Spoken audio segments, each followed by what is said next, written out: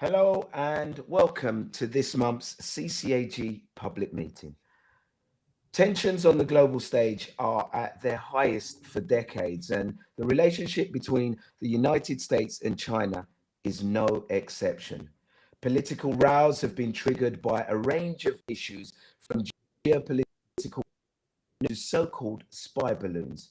But the downward spiral in US-China relations poses a major risk, something far more threatening than diplomatic tensions, trade wars, or political gamesmanship. As the world scrambles to keep global warming under 1.5 degrees, the cost of a failure of cooperation between these two superpowers is unthinkable. Only last week, the Intergovernmental Panel on Climate Change gave yet another stark warning that current efforts to tackle the climate crisis fall far short of what is required. Urgent and unprecedented action is needed at a scale and speed that dwarfs the Industrial Revolution. We're talking massive reductions in emissions, the transition to clean energy, funding for loss and damage to countries most at risk of climate impacts. The list goes on. And all this will require political leadership and cooperation at the highest levels. But the world needs to be led by example. So today we ask, what are the roles of the US and China as climate leaders, and are they living up to these responsibilities? I'm joined by CCAG's Professor Ji and Alice Hill to share their perspectives on this. I'm also happy to welcome Laurie Miliverta, lead analyst at the Center for Research on Energy and Clean Air, and freelance climate journalist Xiaoying Yu. Thank you both so much for joining us. It's great to have you with us today. We are also joined, and we've been sent a pre-recorded question by Noah Gordon from the Carnegie Endowment for International Peace. Noah, we're sorry you can't be here today, but we hope you've been able to join from home. Okay, let's focus first on the United States. Just last year, we saw US policymakers make the largest ever investment in climate mitigation through the Inflation Reduction Act. Yet since then, President Biden has approved major new oil and gas drilling in Alaska. So I suppose a good question to kick us off would be, is this one step forward and two steps back for the US? I mean, the Inflation Reduction Act was hailed as a landmark moment for the US climate policy. So why is it that we're still seeing new oil and gas exploration? Alice. Well, I wouldn't call it two steps back, but it's certainly a step back. The approval was for the Willow project. It's a ConocoPhillips project that has been under examination since the Obama administration, and finally it came up for approval by the Biden administration. It allows drilling in a remote and rapidly warming part of the Arctic and will continue to emit carbon pollution for the next 30 years. So this isn't consistent with the United States position that it wants to lead on climate. It will contribute to the climate problem. Now, at the same time, Biden administration was announcing this Willow project, or just before the announcement, it also said it was going to cut back on some potential exploration in the Beaufort Sea in our state of Alaska from future oil and gas leasing, and then protecting certain other areas in the Arctic. Now, environmental groups have called this a climate bomb, but within the state of Alaska, and this is, I think, what has motivated the Biden administration, the project is widely supported, not by the Native Americans, the tribes that are in Alaska. There is some mixed support there. But among the elected officials, there is wide support. It's going to bring a lot of jobs.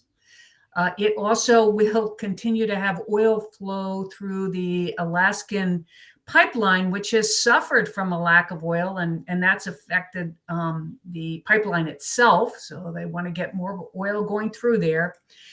And the state has had a deep relationship with oil. So the Biden administration was faced with a tough decision.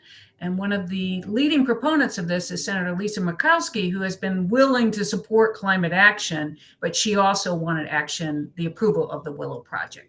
So it's a step back, and it's a step back internationally, and it's a step back domestically for President Biden in his goal of proving that the United States can lead on climate change. Thank you, Alice. I mean, it feels like a dance that we don't want to do and we don't need to do. I, I guess the question is, the other question people will be asking there is, how can we actually move forward? How can we start making inroads into coming up with solutions to the climate problem if the US are constantly making these steps backwards? I think oil playing such a large part, and I understand about the job side of things in Alaska, but it doesn't send out the right message, does it? As a leading nation. Well, I think it points to the fact that fossil fuel interests are deeply embedded in our economy. And so navigating the politics of this is extremely difficult. Of course, President Biden is up for election in 2 years. If he loses, we could have another flip-flop for the United States on climate policy. And that has to be in the back of the minds of the Biden administration. How do we make sure that we can continue with our other portions of our climate agenda in a world where fossil fuel industry still has a major say in American policy? With that said, the IEA has said we've got to leave oil and fossil fuels in the ground in order to have a safe planet. So your question is well taken. It's difficult to see how we get there if we continue to pump more carbon into the atmosphere. And I think that what this decision has shown is that the United States cannot be the consistent leader that the Biden administration and President Biden, when he was running for election, presented that it would be. So this was a step back, as you've said. Yeah, campaign with poetry and govern in prose. Yeah, is that the statement they say? So where does this place the US against other developed nations in meeting their climate commitments?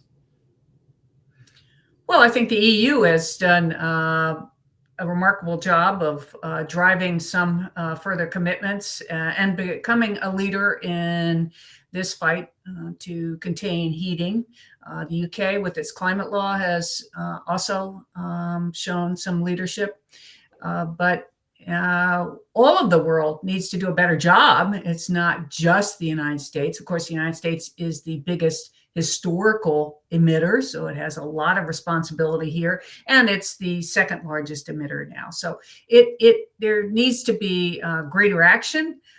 Unfortunately, the political scene here and the division between the two parties and a two-party political system has made progress remarkably choppy. That's one way of putting it, Alice. Yeah, it still feels quite frustrating, but look, we'll get more and dig deeper into this later on. I want to move on to Professor Xie, and I'm keen to get your view on this. And my question to you is, why is it so important that the highest emitters take the lead in reaching the target of 1.5 degrees? Well, I think the answer is pretty clear. When the top two leaders in the greenhouse gas emissions account for 45% of the world total, and whatever they do will have huge impact on when or if we can actually ever achieve the net zero emissions. So it's so important. And if we go back a couple of years ago in 2015, just heading to the Paris climate conference when the two leaders of the leaders of the two countries, they actually cooperated quite well. They had a major joint announcement a year ahead of that, and a major joint presidential statement only 3 months ahead of that conference. Those cooperation actually played such an important role, set the foundation for the success of the Paris Agreement. Too bad those old good days are gone, and I mean this is so we need that kind of cooperation. We need actions from the top leaders. Of course, everybody counts. Then, but the top leaders must act. I, as Alice has talked about, she talked a little bit about the realpolitik side of things in terms of, you know, two-party political situation, and also having to deal with the general public who are going to vote you into power and side and stuff. How do the leading nations, the US and China, deal with public expectations when you know you have a massive burden, you know, that not a burden, but you have to try and lead the world when it comes to committing to 1.5 degrees? Well, the I think just like what you just discussed, at least also talking about this case in the United States, right? Then Biden, we know he wants to play the leader, uh, to be the leader for on climate change, and but he also, and the country of the United States is constrained by these political, economic, geopolitical realities. And this is this same thing can be true for China as well. For that matter, for the entire EU. I mean, this reality is pretty harsh to everybody right now, and that is why we see, unfortunately, a revival of fossil fuel production, extraction, consumption over the last year, 2 years, and this is the problem. And public expectation, of course, is a very important. But let's just compare the dealing with climate change or dealing with the war ongoing right now, right? Then the major parties are responsible for that. How they care about the public expectation for the war. I mean, that's really a hot war, right? So I think the now, unfortunately, the world now is moving in that chaotic phase. I don't know how long that will last, but certainly, putting all this together is not really helping our effort on climate change, unfortunately. No, thank you, Professor Xi. I mean, chaos is not what we need right now at all. Um, let's just move on to another question. And just last week, Antonio Gutierrez said that the US and EU should now be aiming to hit net zero emissions by 2040. Um, do you think China should follow suit? And how drastically will the Chinese government need to change its policy, climate policy, given their current 2060 target? Well, the year 2020, the September 2020, when President Xi Jinping made the announcement about the timing of carbon emissions peaking and also carbon neutrality. We're talking about 2030 for carbon peak and 2060 by 2060, that's for the carbon neutrality. When that was announced, scientists actually did an analysis. They showed that this, considering the responsibility and the size and the rate of increase or change of carbon emissions, and come to a conclusion that 2060 carbon neutrality actually is consistent with the one is towards the 1.5 degree, not the 2.0 degree Celsius. So that was the analysis back then. Then, of course, China also made it clear in the year 2020, and the country will do everything they can to have a carbon peaking and carbon neutrality to come as early as possible. So I think that is China is actually taking that very seriously, probably different than many of other countries. I think I myself is on the optimistic side of that. Why?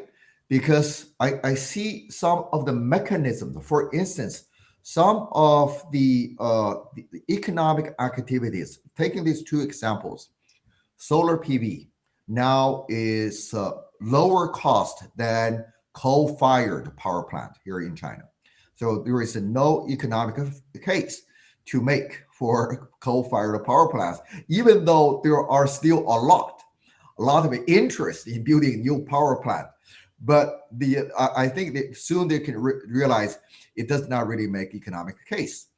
Secondly, take another example, the EVs and the electric vehicles now in China. Last year, there was a 140% growth in purchasing of EVs. You can see the EVs really feels great when you drive it, and a lot of people, especially the young people now, and then they find it's not only clean, it's much cheaper. It's much cheaper to drive the EVs. So when things like this happening, which makes lots of sense economically, I think we're moving in the right track. So for one, I think we need to develop our economy so that for this clean technology really accepted and make economic case.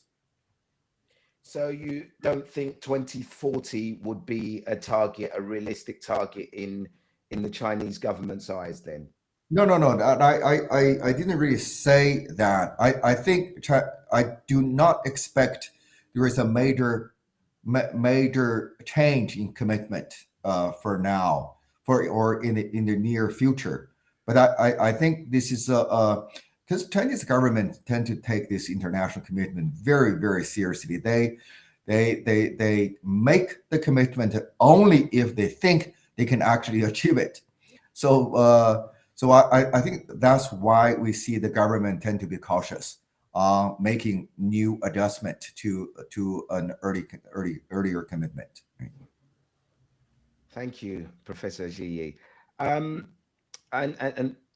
it's time. I think those were very interesting insights. But now, as we mentioned at the start, it's no secret that the tensions between the US and China are rising. But could this incentivize climate change? Now, to help us answer this, I'd like to bring in our first guest, and that's Laurie Miliverta. Laurie, it's great to have you here at your very first public meeting. Could you please give us a little bit of insight into your views on this topic between the US and China, alongside with your question for Alice and Ye? For sure, thank you. So looking first at China, just as Professor Xi described, the carbon neutrality commitment has led to major growth in clean energy, electric vehicles, electrification, and so on. At the same time, China's emissions have still continued to rise in the past years and through the COVID-19 pandemic. So now the really key question is how fast will China's emissions peak? Because we know it will happen before 2030, but how much before and at what level is really essential. China will probably reach the levels of clean energy growth that are consistent with the 1.5 degree pathways already this year or in the next year. So really the most important variable here is the rate of energy demand growth, because emissions will obviously peak when clean energy grows faster than total energy demand increases. And now, with the reopening after the pandemic, the policy choices that are made both in economic policy and energy policy will determine this. And so the key question that I would like to ask from Professor Tsi is what do you see as the key drivers, the key determinants of when China's emission peak will take place and how fast emissions will fall after the peak? And to you, Professor, and to the other speaker as well, asking how can the United States or other partners, other parties like the EU use diplomacy, trade, or other tools to increase the incentive for China to peak emissions? Thank you. Well, thank you, Laurie. That's a great question. Normally, we decompose the carbon emission into 4 factors: the population and per capita GDP, that's economic growth rate, and the energy intensity measured by energy consumption per unit of GDP, and also the carbon intensity per unit of energy.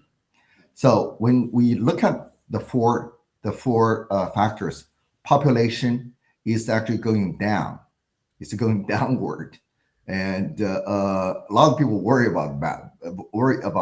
But for climate change, the carbon emission is a good news. Then per capita GDP, and people find it quite surprising. A lot of people find it quite surprising that the economic growth rate actually has slowed down in an unprecedented and unpredicted rate. So that also, when you do a prediction based on that, you would say, well, probably the carbon emission reduction will go faster. Now, for the last 2 factors, the energy intensity, and the country now is very much focusing on the service sector, especially the digital economy right now. I think that looking to the future, that will lead to a lower, even much lower, the energy intensity. Then finally, for the carbon intensity per unit of energy, and as you just pointed out quite correctly, the China adjusted the non-fossil fuel target, and because the target is already achieved, just exceeded the commitment already made during under the Paris Agreement. So that is also putting all factors together. Well, that is why I'm quite optimistic about the. But right now it is still going up a little bit. Mm-hmm. But my understanding, actually, I made this clear the 10 years ago. I think 2025 would be the peak. We'll see the peak 2025. We're talking about 2 years from now. 2 years from now, not too far.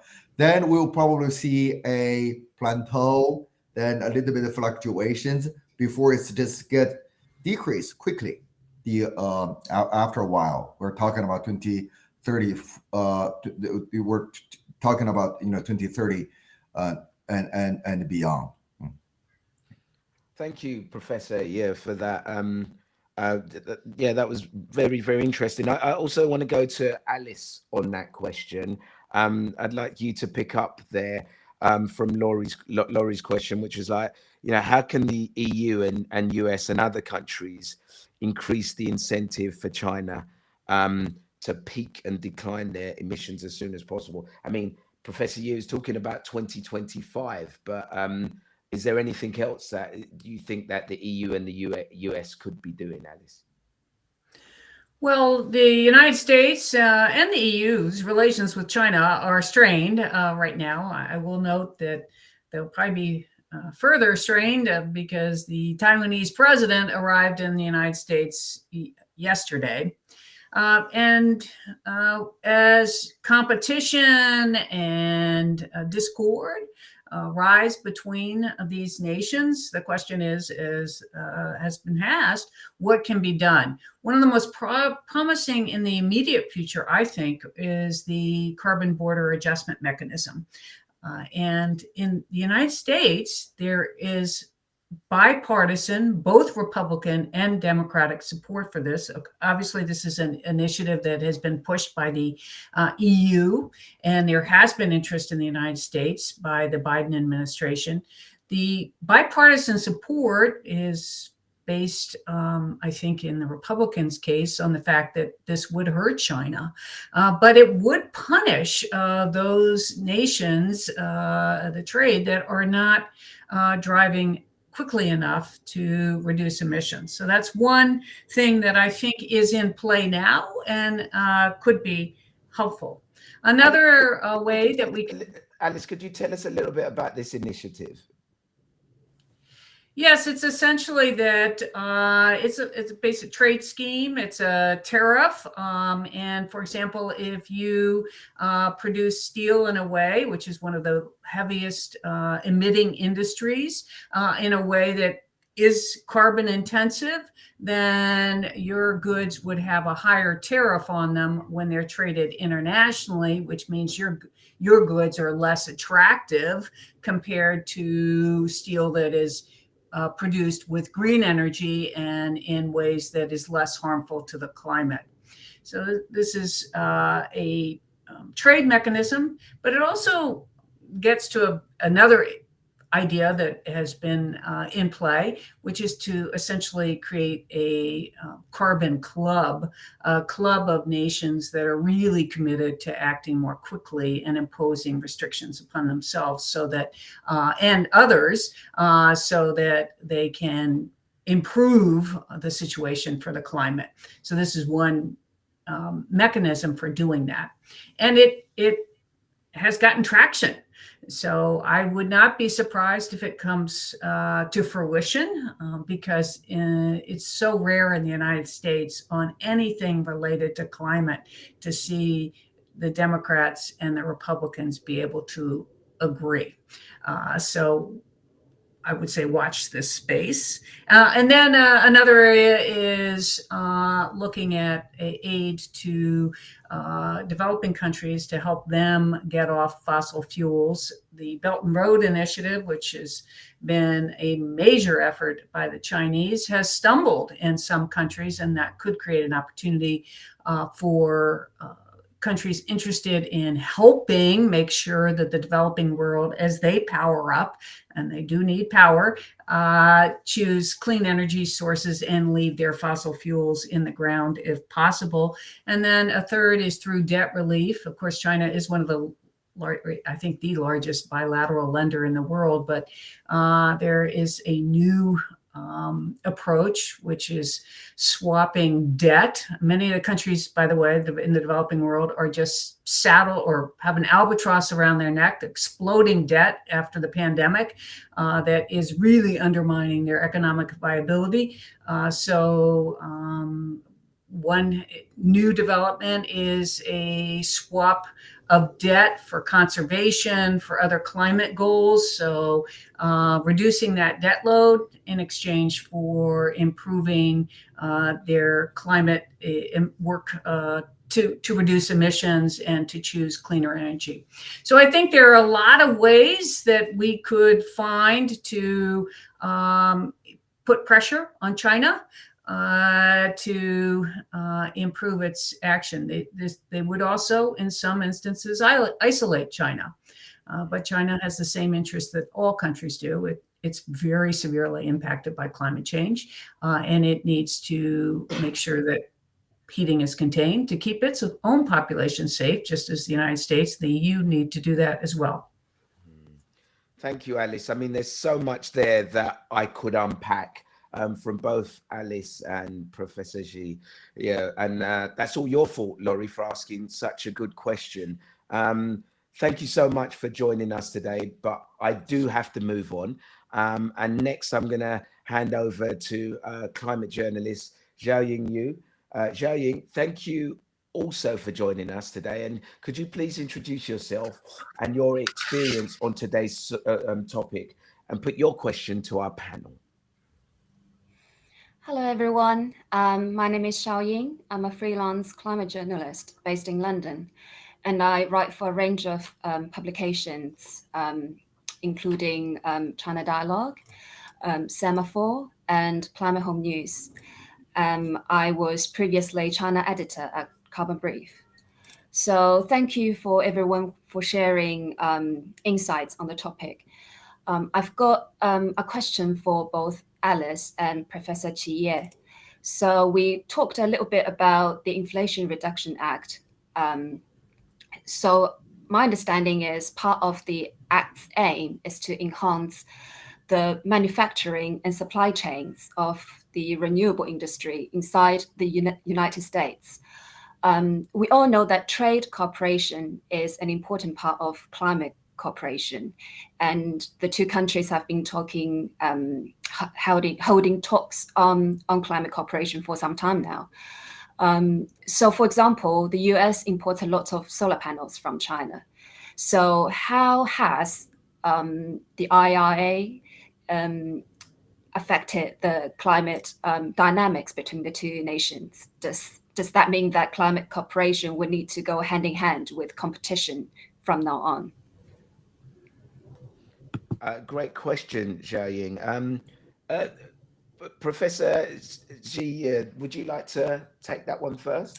Well, I think the climate cooperation actually went really well for a while, even until the year 2021, heading to the Glasgow conference, climate conference. That year, we know the special envoy, special representative of the president on climate change from China, Minister Xie, and held 22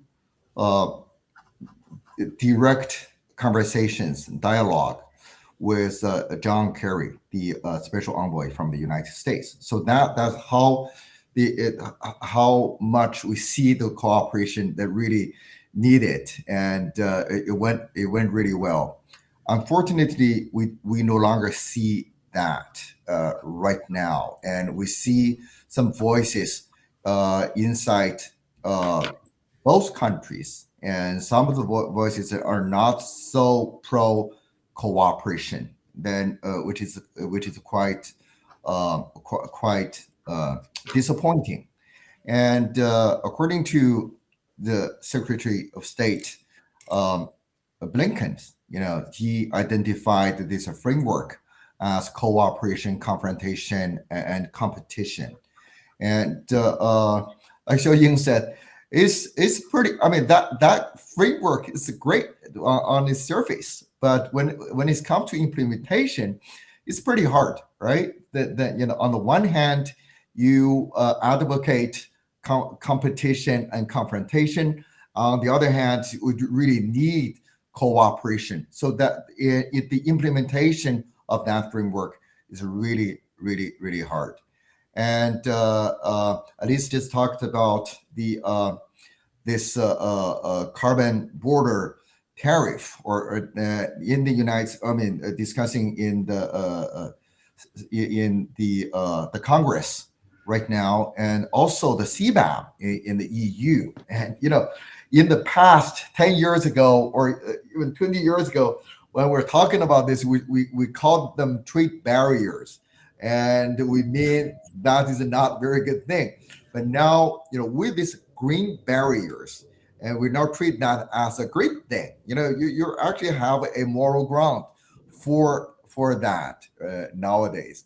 So I'm actually afraid that we are, to some extent, moving from trade war to green trade war to some extent. So I think that the cooperation is really what we need, but right now we see more competition. We see more competition. We just need to manage that competition, not just like into confrontation. I think that's at the moment, best we can hope. Right. Xiaoying was talking about this example on the solar PV And if we have that carbon border adjustment tariff between the two countries, I think that is almost over for that kind of cooperation. Means production of solar PV panels in China and installation and deployment in the United States. That kind of thing probably will be gone because of this very high additional tariff to that. I think that's something we need to be aware of. But now maybe I can just add a little bit. China was very worried when CBAM was first proposed in the EU, but now China seems to be not that worried anymore because as I said, the overall structure is going lighter, and the carbon intensity of the overall economy is just moving down. I'm not talking about the overall volume of emission. I'm talking about the carbon intensity. So, for instance, China is the biggest producer, user, and exporter of electric vehicles right now. All right. So that kind of trade tariff probably is not going to against China in some areas. Then, but still, I think we should not weaponize any kind of measures like that. Instead, we need to design some measures that really promote a better cooperation among the countries and regions. Thank you, Professor. Alice, I'm sensing this carbon border tariff or these green barriers is going to become another bone of contention in this journey of ours to combat climate change. And maybe you can talk a little bit about that, but also answer the main thrust of the question from Zhao Ying, which is, does it mean cooperation will now need to go hand in hand with competition? Well, I think we're going to see more competition because the Inflation Reduction Act is designed to propel particularly industries located in the United States to become major players in green technology. And we've seen that China, particularly with solar, did grow into the major player in solar.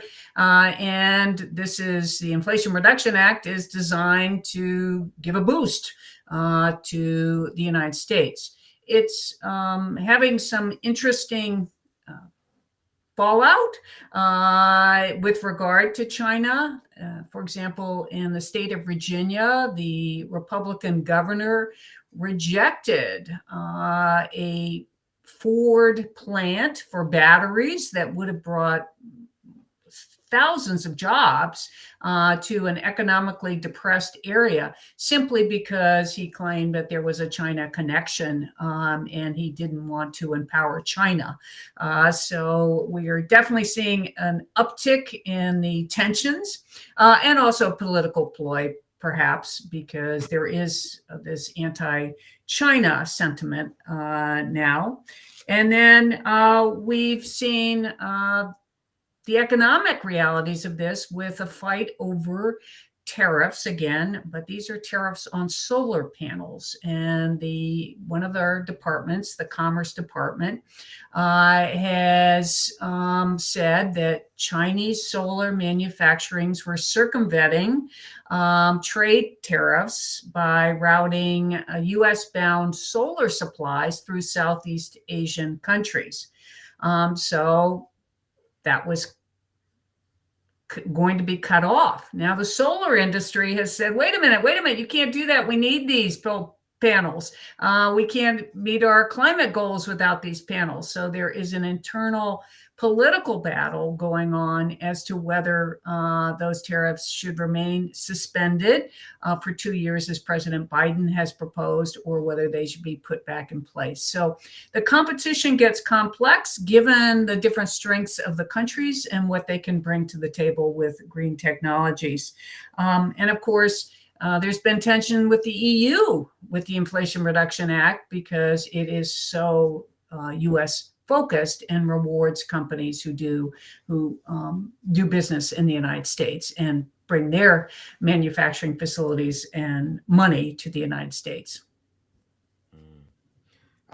Thank you, Alice. I mean, we're just literally touching on the complexity and the mesh of international relations. And I mean, there's a part in my brain that just keeps saying, why can't we all just get along? But I know it's far more complicated than that. But I also think it's prescient that we remember the goal, and that is to create a safer planet for all of us. So it doesn't matter how much we squabble and fight to improve our economies. If we haven't got a safer planet for all of us, none of that is going to matter.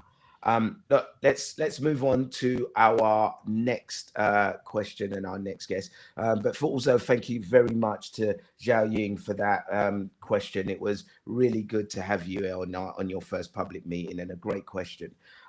Okay, it feels like a good time for us to go to our pre-recorded question now from Noah Gordon. And Noah recently published a piece in Internationale Politik Quarterly on how international rivalries can actually help reduce emissions. That sounds really interesting.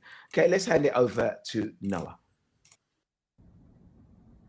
Good morning, everyone, and I'm sorry I can't be there with you live this time. I look forward to watching the recording of this meeting. My name is Noah Gordon, and I am acting co-director of the new Sustainability, Climate, and Geopolitics program at the Carnegie Endowment in Washington, D.C. My research focuses on how climate change and the responses to it will change international affairs and alter the landscape for foreign and security policymakers. For example, I recently published a paper on how climate change is opening up opportunities for violent non-state actors. Thanks to Alice Hill for her comments on that one. But I'm here today to talk about US-China relations and the quest to keep warming to 1.5 degrees amid high tensions between competing superpowers. It is clear that international cooperation is essential in some areas. After all, we need shared standards to facilitate trade in low-carbon goods, whether physical or financial, and it would be good for countries to coordinate the phase-out of fossil fuel production. However, in some areas, competition between opposing blocs or powers can actually be beneficial. Governments take some climate action regardless of what other countries do, perhaps because they want to capture a growing market or simply add useful electricity to their grid. And we have seen competition spur climate action in some cases, as when China increased its ambition after the US withdrew from the Paris Agreement, or how the US Senate was persuaded to pass the Inflation Reduction Act because of fears about over-reliance on China. So my two-part question for our esteemed speakers today is, in which areas is climate cooperation essential, and where can competition between competing powers actually spur useful climate action? Thank you.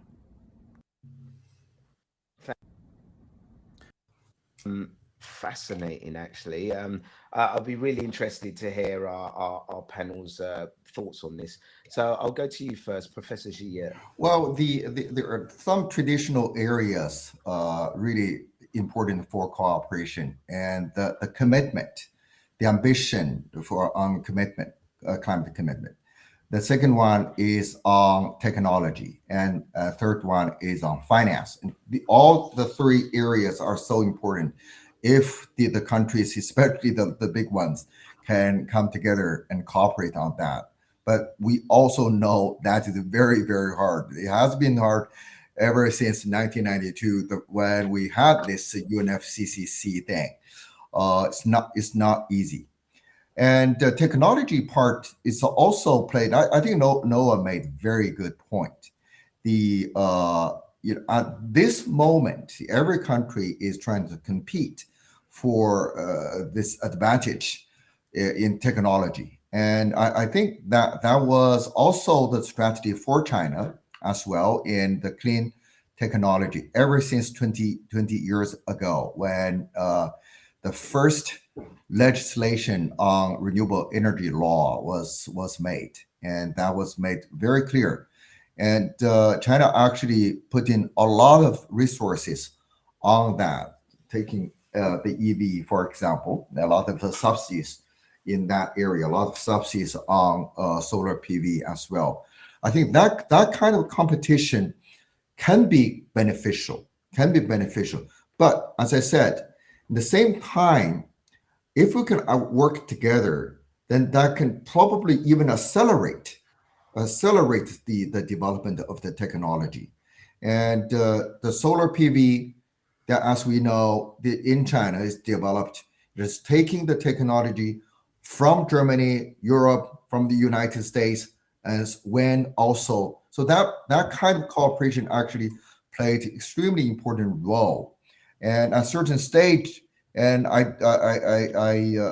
do agree, certain stage in certain areas, and the competition is really raising to the top rather than raising to the bottom. I think that also very, very, very important. But overall, I think the cooperation is good for the long term, and competition may be good for the short term.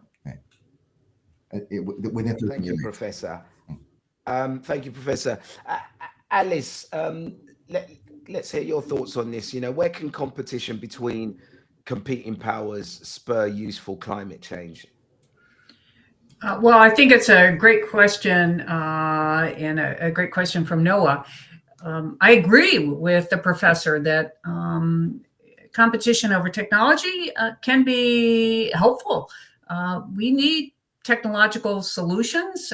We have heard from the IPCC and the IEA that carbon capture has to be a part of this, figuring out how to get rid of some of the carbon that we've already put in the atmosphere. So to the extent that we can have broader technological competition to find out what the solutions are, that could be very helpful.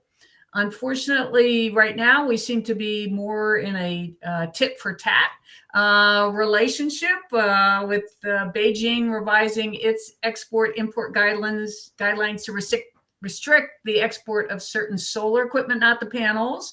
And then the US taking action to restrict semiconductors to China.